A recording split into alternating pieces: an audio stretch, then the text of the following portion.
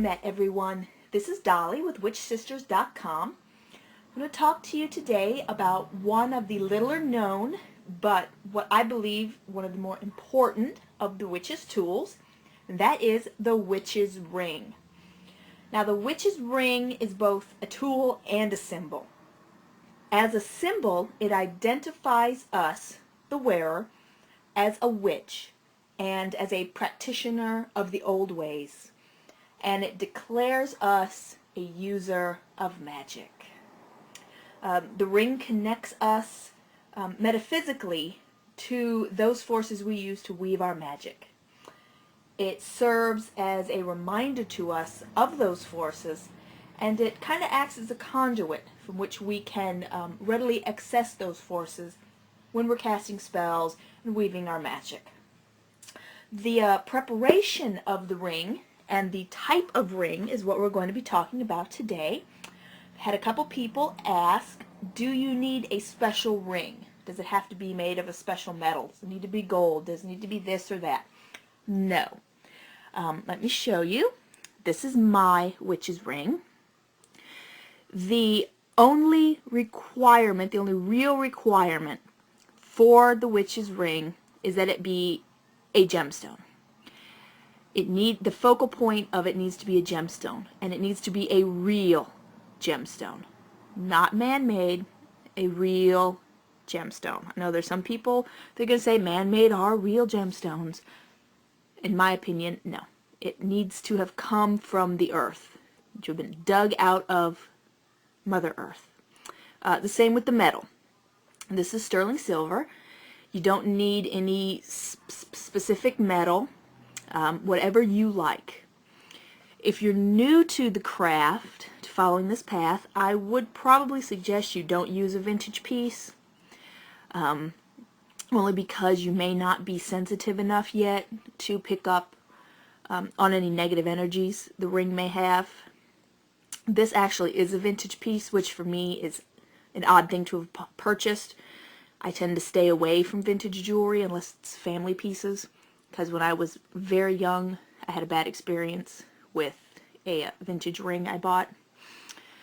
But this one is a vintage piece. This is moonstone and sterling silver. Pretty.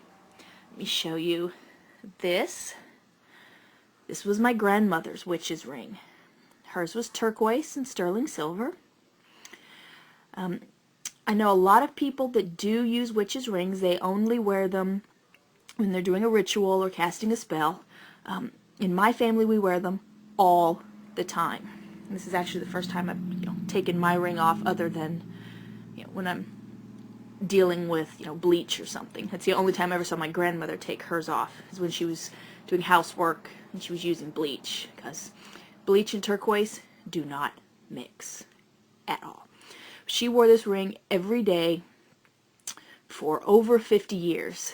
You can see, let's see if I can, where you can see, it actually shaped itself to her finger. This didn't come off until right before she passed away, and I got it because I was the only one that really understood what it was. These rings, while pretty, and I do love them, they would not be suitable for a witch's ring, because inside it's glass. So while cool, they would not be good. That, and they're really heavy.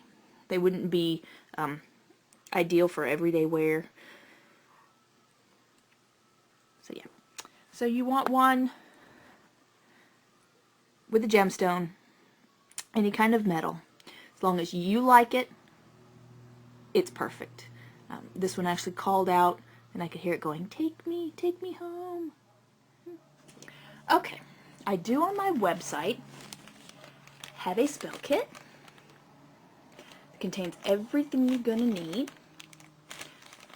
to consecrate your ring once you find it.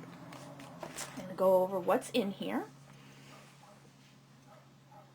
and what you need to do.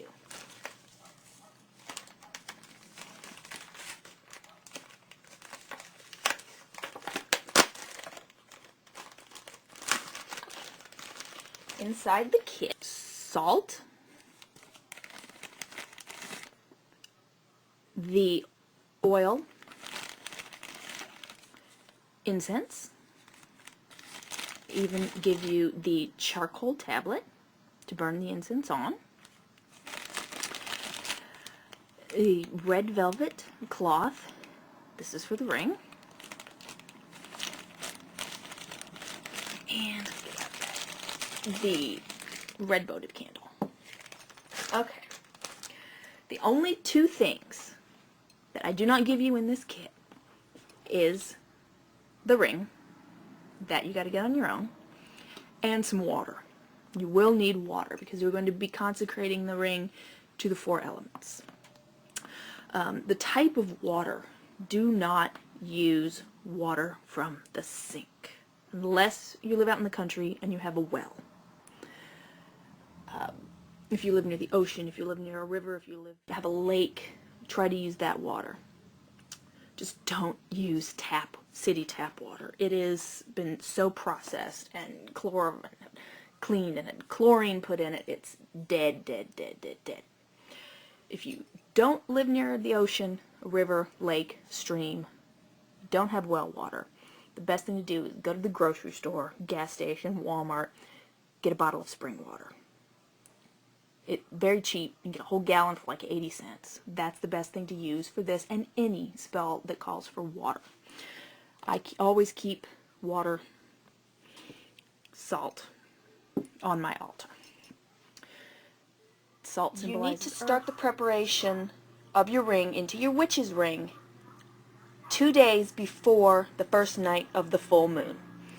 So if the full moon is on the 26th of the month, you need to begin this preparation on the 24th.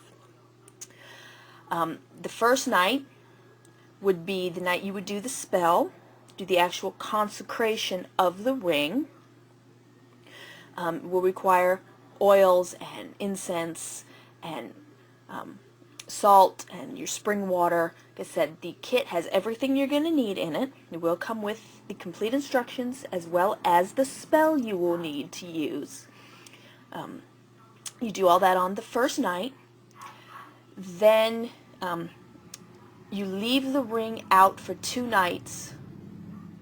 The first night you do the spell, the next night you need to leave them out where they will be exposed to the moonlight. Then on the third night, which would be the first night of the full moon, that's when you finish the spell, and then your ring will be consecrated as your witch's ring and will be ready for you to wear every day, or if you only want to wear it for rituals or spells, however you wish to wear it. Mine, like I said, I wear every day. My grandmother wore hers every day. So that's it. That is the witch's ring. Thank you all for joining me. I hope you found this useful and helpful. If you have any comments, please feel free to leave them below.